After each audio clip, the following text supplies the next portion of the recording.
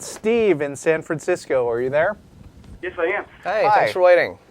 Good morning. Hey, I have a quick question. I was raised evangelical, and now I'm an atheist, and I've always had interest in like the ancient aliens, and which maybe ones? how they could have the influence on us on the religions that we all have today. You mean like Von Daniken's claims and stuff like exactly. that? Von Daniken, or even the most recent shows on History Channel, talking about more.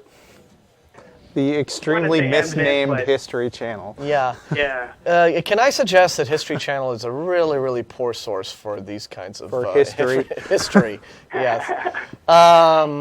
Well, you know that Von Daniken isn't really taken all that seriously, you know. By anyone. Here's the thing about ancient aliens, right? Okay. Yeah, you know, wouldn't that be awesome, right? I'd love to meet aliens. It would, no matter what Stephen Hawking says about, you know, how they just want to eat us. I mean, no, I'd like to meet aliens. But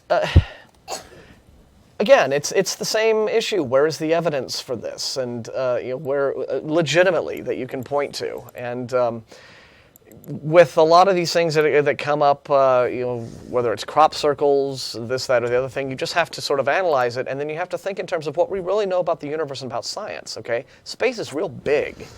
And so the whole idea of aliens coming here, you have to think about a lot of ideas. For example, all right, you cannot, despite what Star Trek says, you know, exceed the speed of light. So you're talking about, at best, you know, you have this spacecraft full of this alien crew, and they're flying at relativistic speeds from wherever the hell they came from. And this basically means that while they're on their little ship piddling towards Earth, because apparently we're so interesting, back home, right, their civilization is ending, right? I mean, everyone they know is dying.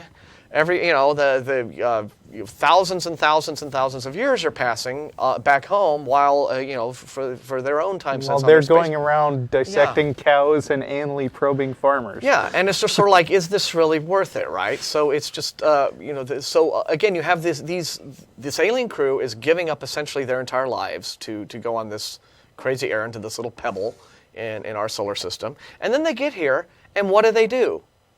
They make a pattern in a cornfield, and then they go hide. Yeah, that like makes all kinds of that was totally worth, you know, devoting an entire alien culture's you know, space exploration budget for, you know, and these guys completely saying goodbye to their families. I'll never see you again, and by the time we get home, there won't be any. To be fair, you don't know that the aliens have the concepts of families, and that they don't have infinite resources or whatever. Well, but still, I'm just going by what, you know, the only thing we can go by is what we actually know about the universe. And it's not that it couldn't happen, it's just that it's the same question as when confronted by the God claim, which is, what makes you think that happened? Yeah. Oh, no, I 100% agree with you. The thing is that of more, if you look at cultures that, you know, at one point all the gods spoke to man, and eventually they kind of just disappeared. Yeah. And, you know... Well, they have to disappear at some point to explain the fact that they're not around messing with virgins now. Yeah. I will say that there have been there's a lot of science fiction that has taken this premise a lot of ways, right? I mean, 2001: A Space Odyssey is essentially what you're talking about, right? Not to mention everything that the Scientology guy, Hubbard. Yeah, Hubbard basically created a religion based on exactly what you're talking about. So the whole, and Scientology was a bet between L. Ron Hubbard and Robert A. Heinlein, two science fiction writers. L. Ron Hubbard bet Robert A. Heinlein that he could start a religion. Right. And so, so this whole idea of ancient aliens affecting the culture and the religions of ancient people is, you know, one of those ideas that's, I think, a testament to human imagination. And it's all about us wanting to sort of find our place in the universe and come up with a way that we can relate to our universe to make it a little bit smaller, a little bit less vast and empty and cold and scary, and have us be a little bit less alone in it.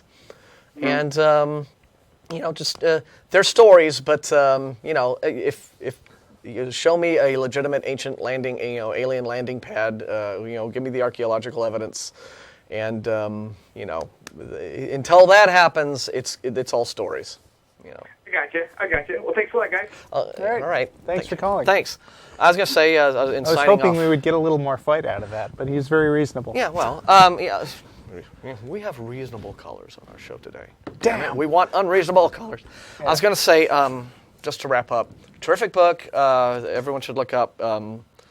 That years ago, it's actually kind of old, and I found it long before I was involved in ACA or something. But it's a really wonderful book called "Frauds, Myths, and Mysteries." Frauds, Myths, and Mysteries. Pseudoscience and Ancient Archaeology. And it's by a guy named Ken Feder, F-E-D-E-R. And it was the first skeptical work about pseudoscience and pseudo-archaeology and pseudo-history that I found. And it deals with all sorts of these claims, the von Daniken's claims, the ancient astronauts. He goes all the way up to the Cardiff Giant. Really wonderful, very entertaining skeptical work where he just sort of, Velikovsky's thing with the, planets flying around like pinballs. He just takes it all apart, and it's very entertaining reading if you're looking for a good skeptical work specifically about ancient archaeology. So.